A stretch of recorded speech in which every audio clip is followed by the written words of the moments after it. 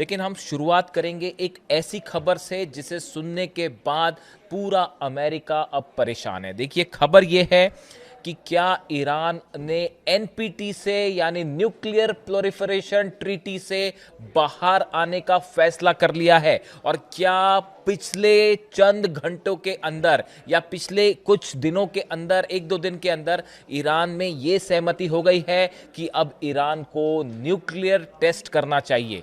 देखिए, ये बेहद अहम खबर है। आपने कई बार देखा होगा इस तरह की खबरें आई कि ईरान न्यूक्लियर परीक्षण करने वाला है या एटमी परीक्षण हो गया, इस तरह की तमाम खबरें आई।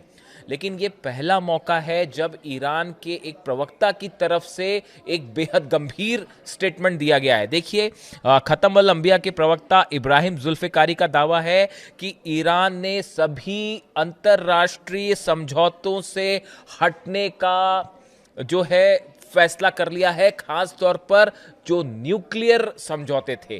क्या इस बयान का यह मतलब है कि अब एनपीटी यानी नॉन प्रोलिफरेशन ट्रीटी जो है, इससे बाहर, परमाणु अप्रसार संधि से बाहर होने का फैसला कर लिया है ईरान ने? देखिए, इसके साथ ही यह भी कहा है ईरान ने कि हम किसी भी परमाणु मुद्दे पर कोई बात ही नहीं करेंगे। यानी वो यूरेनियम पे बातें और जो तमाम बातें आ रही थी, अब ईरान ने फैसला कर लिया है कि अब न्यूक्लियर पॉलिसी पर, यूरेनियम पर किसी तरह की कोई बातचीत होगी ही नहीं। देखिए, ईरान की सेना ने कह दिया कि जो ईरान की जनता चाहती है, अब उसी के हिसाब से ईरान में हर फैसला होगा। अगर जनता चाहेगी जंग तो जंग, जनता कहां चाहती है टारगेट करे ईरान, वहां पे मिसाइल्स दागी जाएगी। फैसला जनता के हाथ में है। और जो खबरें ईरान से आ रही हैं, ईरान की जनता का मन शायद अब ये कह रहा है कि अब फौरन एटमी टेस्ट किया जाए। देखिए, ईरान की तरफ से कहा गया है, जो प्रवक्ता है इब्राहिम जुल्फिकारी की तरफ से कहा गया है कि न्यूक्लियर बॉम्ब बनाना या ना बनाना या एटमी जो पॉलिसी है, ये हमारा सॉवरेन राइट है, हमारा संप्रभु अधिकार है। इसमें अमेरिका कोई नहीं होता है बताने वाला कि हमें क्या करना है। अब देखिए, ये इसका जो एक्सपर्ट्स बताते हैं, ये बयान ईरान की तरफ से, प्रवक्ता की तरफ से आया है, लेकिन इसके बड़े गंभीर मायने हैं। देखिए, कुछ समय पहले ईरान का परमाणु अप्रसार संधि जो है, एनपीटी से हटने का एक प्रस्ताव संसद में भी लाया गया था। ये मैं जंग के पहले की बात कर रहा हूँ कि एक बिल पेश किया गया था ईरान की संसद में, जिसमें यह कहा गया था कि जो एनपीटी है, ट्रीटी जो है, जो न्यूक्लियर धमाका करने से रोकती है किसी भी देश को या यूरेनियम एनरिचमेंट से रोकती है, इससे ईरान खुद को अलग कर ले। ईरानी सांसद मलेक शरियाती ने कहा था कि इस प्रस्ताव में देश की परमाणु नीति में महत्वपूर्ण बदलाव शामिल है। इसमें एनपीटी से बाहर निकलना, परमाणु समझौते के तहत ईरान की प्रतिबद्धताओं को नियंत्रित करने वाले कानूनों को रद्द करना और सहयोगी देशों के साथ मिलकर शांतिपूर्ण परमाणु तकनीक विकसित करना भी शामिल है।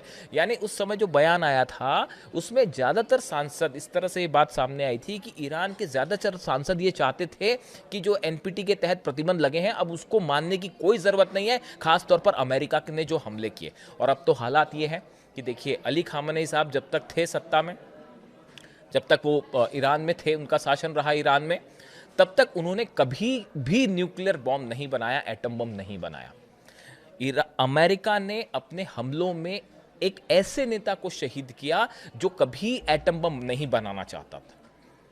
यानी कहने का मतलब यह है कि जिस कारण को बता के ईरान पर हमला किया गया कि ईरान एटम बम बना रहा है, ईरान न्यूक्लियर बम बना रहा है, असल में ऐसा कुछ नहीं था। अमेरिका ने सरासर एक झूठ बोलकर ईरान पर हमला किया और अली खामेनी साहब को असैसिनेशन किया गया।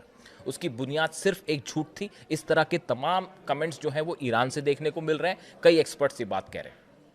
लेकिन अब जब अली खामेनी साहब का असैसिनेशन होता है, छोटे छोटे बच्चों का कत्ल होता है, ईरान पर हमले होते हैं, इंफ्रास्ट्रक्चर को, हॉस्पिटल्स को निशाना बनाया जाता है, उसके बाद अब ईरान की जनता कह रही है कि अब जो है किसी तरह का कोई प्रतिबंध मानने की जरूरत नहीं है। और ईरान के प्रवक्ता का यह बयान बता रहा है कि ईरान ने बड़ा फैसला कर लिया है, शायद वो एटमी टेस्ट का फैसला है। अब यूरेनियम एनरिचमेंट रुकेगा नहीं, बल्कि तेजी से आगे बढ़ेगा।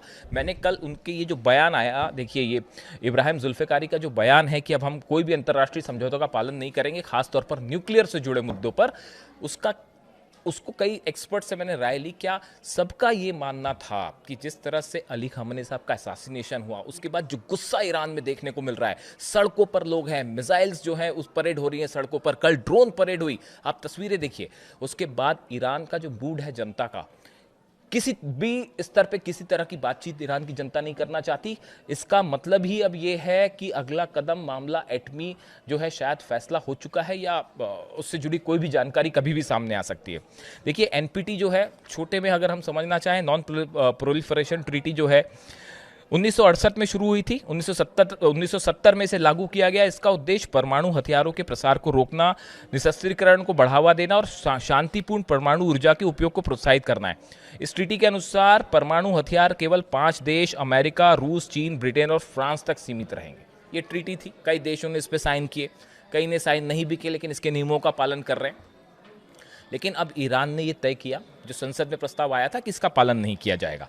देखिए राफेल ग्रासी जो IAEA चीफ है, इनकी तरफ से भी एक कल बयान आया कि 20 देश ऐसे हैं जो शायद एनपीटी से बाहर आने की कोशिश कर सकते हैं या फिर खुद की परमाणु कार्यक्रम को आगे बढ़ा सकते हैं, क्योंकि अब ज्यादातर देश ये महसूस कर रहे हैं कि अगर किसी देश के पास न्यूक्लियर बॉम्ब है, एटम बॉम्ब है, तो ये उसका डिटरेंस है, वो सेफ है। अगर आपके पास एटम बम नहीं है तो अमेरिका आपको निशाना बना सकता है, चाहे वो कोई भी देश क्यों ना हो। चाहे कभी कहते हैं क्यूबा पर हमला हो जाएगा, कभी कहते हैं ग्रीनलैंड पर हमला हो जाएगा, कभी वेनेजुएला पर हमला कर दिया, कभी ईरान पर हमला कर दिया। ये प्रोसेस रोकने के लिए हर देश के पास अपना डिटरेंट होना जरूरी है, जैसा कि नॉर्थ कोरिया के पास है। नॉर्थ कोरिया पे आप हमला करके दिखाइए, नतीजा क्या होगा सब जानते हैं।